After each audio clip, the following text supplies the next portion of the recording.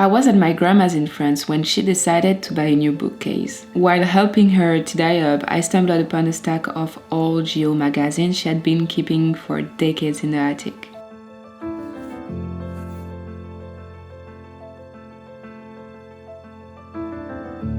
Flipping through their worn pages, I became fascinated, reading about places I had already seen and curious to learn more about the ones I hadn't yet explored.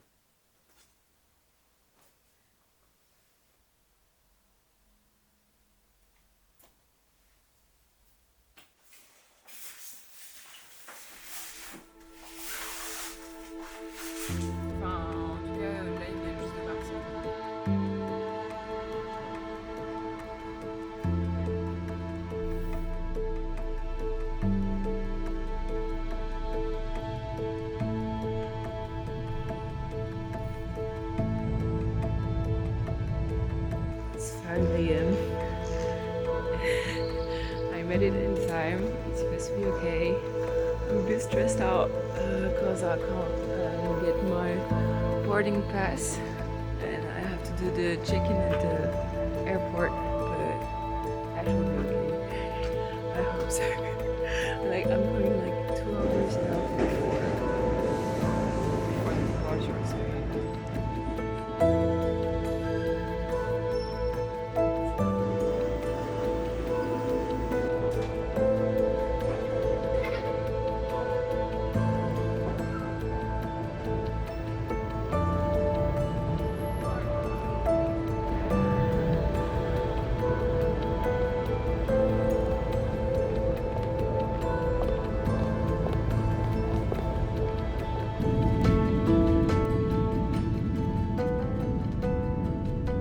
After a few travel hiccups, I finally got my flight.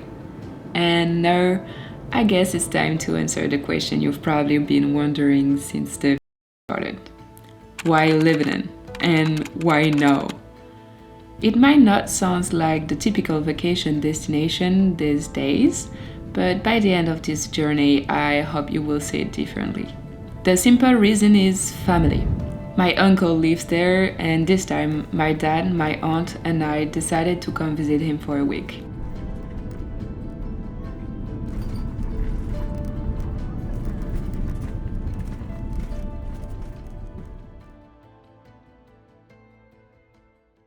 Since I was little, I've seen my uncle and aunt work all over the world.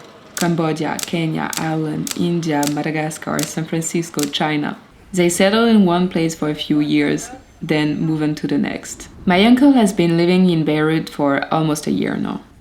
In that time, he's made friends, explored the culture, dived into the region's complex history, and even started learning Arabic. What he loves most about Lebanon, he wants us to experience for ourselves, away from the cliché, beyond the headlines. Lebanon has a unique feel, almost like an island. The sea and the mountains are always within reach. Beirut, the capital, sits right on the coast, and in just an hour, you can go from the city streets to snow-covered peaks. Rends-lui l'appareil!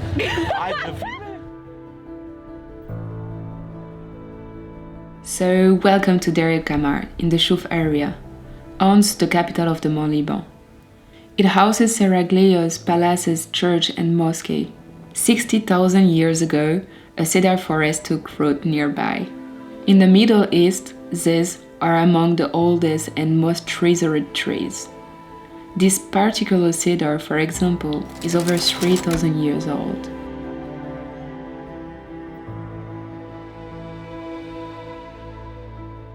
Their strength and longevity have made them a national symbol of Lebanon, proudly featured on the country's flag.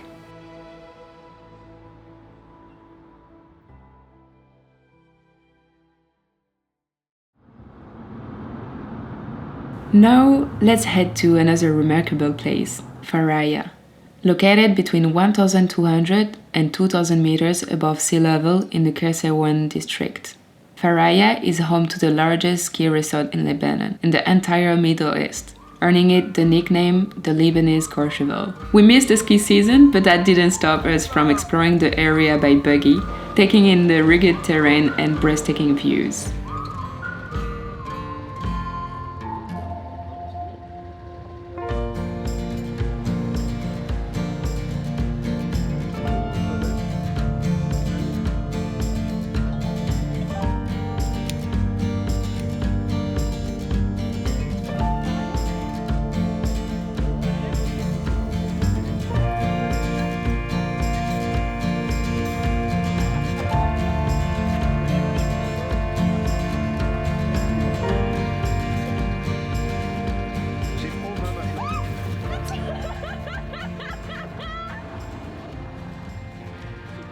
From the snow-capped peaks of Faraya, a few winding turns are all it takes for the landscapes to shift.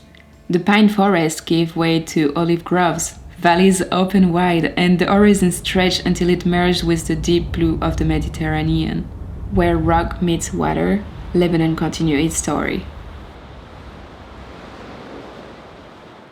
Welcome to Byblos, a Neolithic city perched on coastal cliffs, and one of the oldest continuously inhabited towns in the Mediterranean.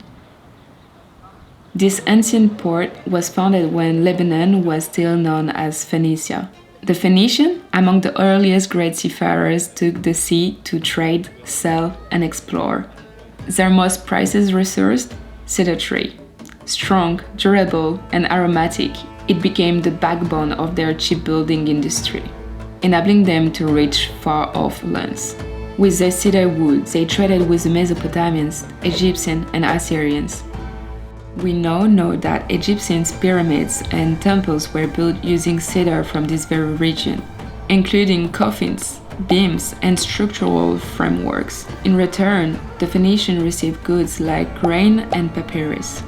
This commercial and cultural exchange with Egypt will last for over 3,000 years. But around 2200 before Christ, Egypt of the pharaohs suddenly interrupted the contact with the Levant and Byblos was then destroyed.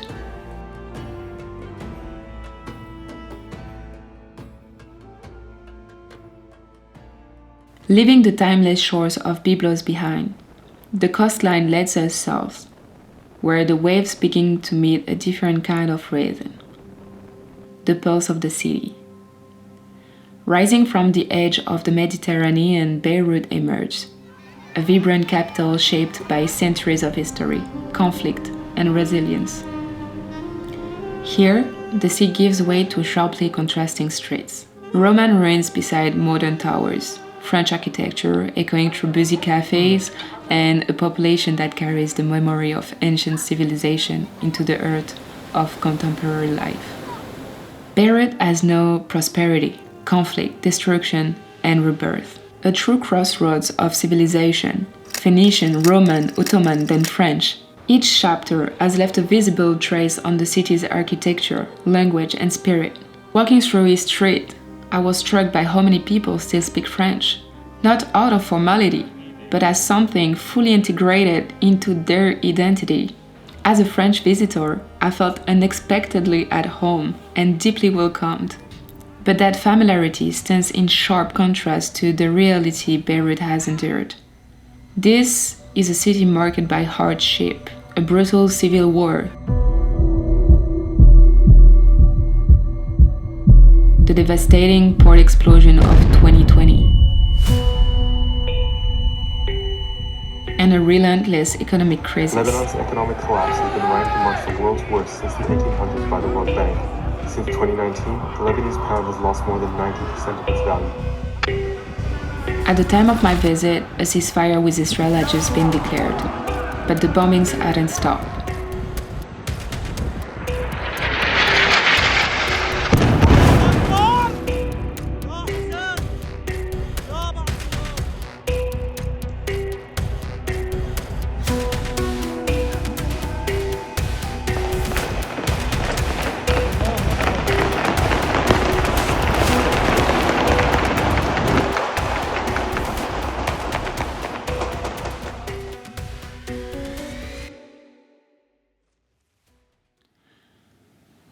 Old and modern buildings alike seem to whisper the same truth. I know nothing of what they've seen. And yet, they stand, scared but standing. Today, Beyrouth is a city that breathes with contradiction, wounded and yet undeniably alive.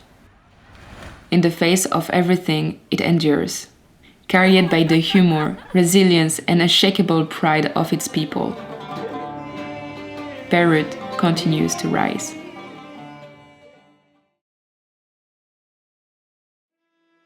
Lebanon, with its mountain, its sea, its history etched in the stone and cedar, is far more than a place marked by conflict.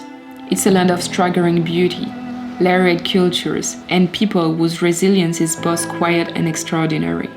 What began as a simple family visit became something else, a journey that challenged what I thought I knew, and offered moments of awe, of reflection, and of deep connection. If this film has sparked even a fraction of the curiosity I felt flipping through those old pages, then maybe Lebanon will no longer feel like a distant name, but a real place, fragile and powerful, like the cèdres that have stood here for thousands of years.